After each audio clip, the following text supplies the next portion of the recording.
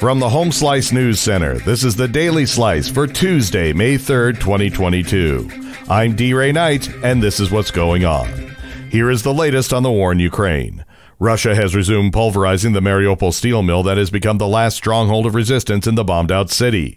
Ukrainian fighters reported a new barrage on Monday. It came after a brief ceasefire over the weekend that allowed the first evacuation of civilians from the plant. Meanwhile, a senior U.S. official warned that Russia is planning to annex large portions of eastern Ukraine this month and recognize the southern city of Kherson as an independent republic.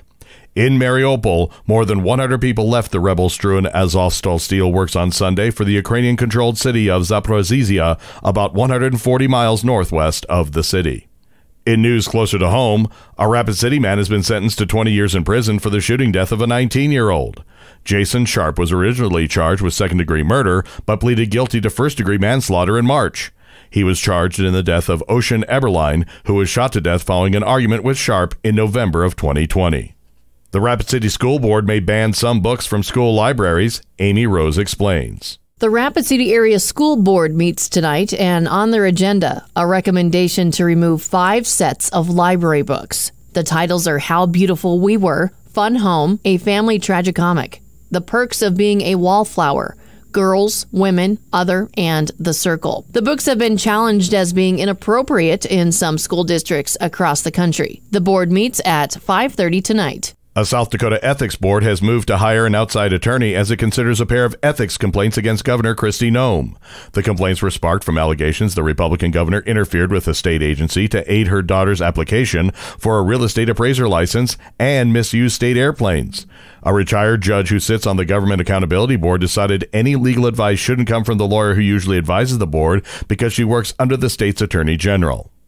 In national news, a draft opinion suggests the U.S. Supreme Court could be poised to overturn the landmark 1973 Roe v. Wade case that legalized abortion nationwide. That's according to a political report released on Monday. A decision to overturn Roe would lead to abortion bans in roughly half of the states and could have huge ramifications for this year's elections. It's unclear if the draft represents the court's final word on the matter. Opinions often change in the drafting process. A Supreme Court spokeswoman says the court has no comment. The authenticity of the draft has not been confirmed, but, if verified, marks a shocking revelation of the High Court's secretive deliberation process. Protesters on both sides of the abortion issue rallied outside the Supreme Court building last night. There are growing supply concerns with the continuing shipments of arms to Ukraine. Chrissy Davies has more. When President Joe Biden visits a Lockheed Martin plant that manufactures an anti-tank weapons system today, he's certain to herald the U.S.-made arms as a game-changer in Ukraine's stiff resistance to the Russian invasion. But Biden's visit to the Alabama factory line that makes the Javelin weapons system is also drawing attention to a growing concern as the war drags on. Can the U.S. sustain the cadence of shipping vast amounts of arms to Ukraine while maintaining the healthy stockpile it may need should conflict erupt with North Korea, Iran, or elsewhere? The Met Gala was last night in New York City, and Kim Kardashian wore a very historic dress. Chrissy Davies explains. Kim Kardashian shut down the Met Gala red carpet Monday in one of Marilyn Monroe's most iconic dresses. It's a gold-beaded body hugger Monroe wore when she sexily sang Happy Birthday to President John F. Kennedy 60 years ago. Kardashian had to lose 16 pounds to fit into the dress,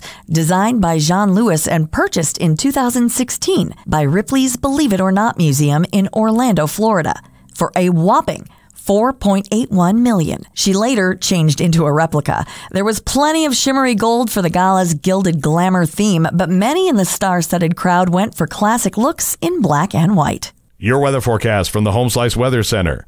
Mix of sun and clouds, and it could get a little windy this afternoon with a high of 60, light rain tonight, and a low of 41. And that was your Daily Slice for Tuesday, May 3rd, 2022. The Daily Slice is a production of Home Slice Media Group, hosted by D. Ray Knight with Amy Rose and Chrissy Davies. Executive producer Mark Houston. Engineered by Chris Jacquez. I'm D. Ray Knight. Have a great day.